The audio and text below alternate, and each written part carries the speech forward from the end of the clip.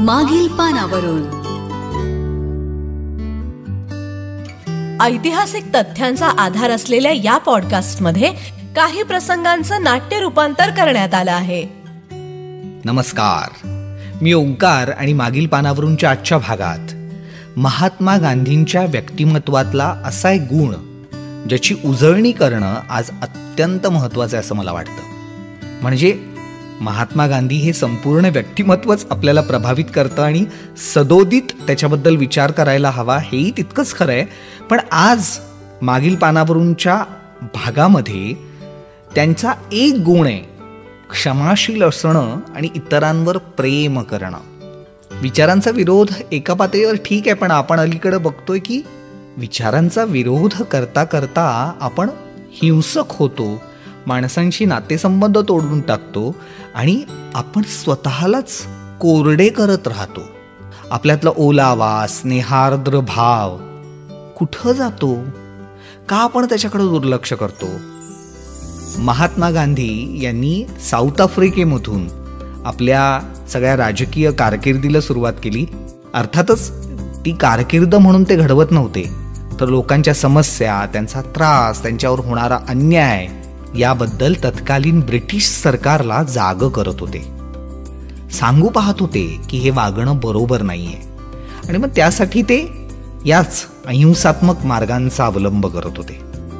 तर दक्षिण आफ्रिकेतला तो काळ लक्षात घ्या की ज्यावेळी महात्मा गांधी तिथल्या हिंदी माणसांवर जो काही अन्याय होतोय त्याच्याबद्दल मुखर होत होते, पुढे जाऊन बोलत होते.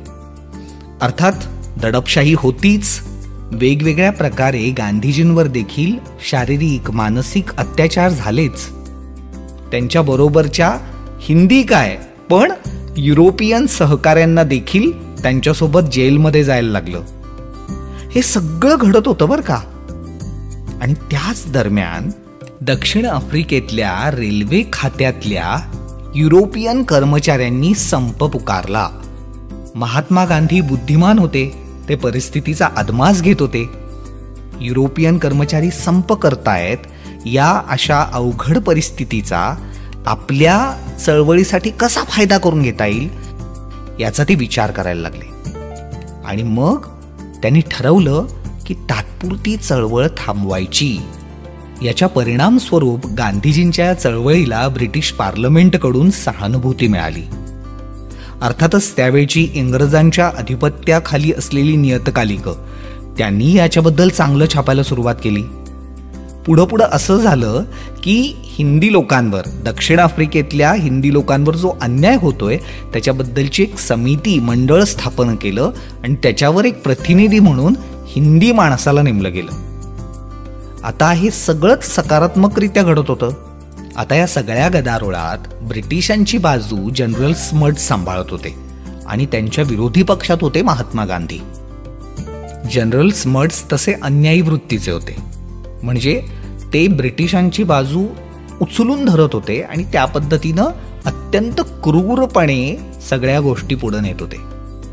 महात्मा गांधींनाही हा विरोध, हा अन्याय समजत होता, पण त्यांनी त्याचं उत्तर प्रेमाने द्यायचं ठरवलं.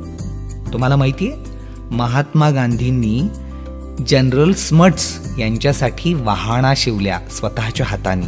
हो, त्यांनी जनरल स्मट्ससाठी चप्पल शिवले.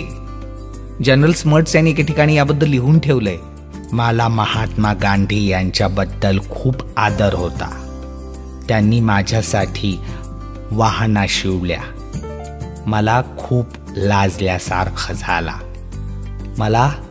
मला याच्या लायक नाही असा वाटला. मी या वाहना बऱ्याच काळ उन्हाळ्यामध्ये वापरत होतो. ते वापरताना मला शरमल्यासारखं वाटत होतं. ही माझी प्रामाणिक भावना आहे. जनरल स्मट्स यांनी महात्मा गांधींबद्दल साधारण याच आशयाचं मतप्रदर्शन केलं आहे. प्रेमाने माणसाला जिंकता येतं, त्याचं मतपरिवर्तन होऊ शकतं, मनपरिवर्तन होऊ शकतं, यावर महात्मा गांधी यांना अढळ विश्वास होता, ज्याची आज खूप गरज आहे. भेटूया मागील पानावरूनच्या पुढच्या भागात. नमस्कार.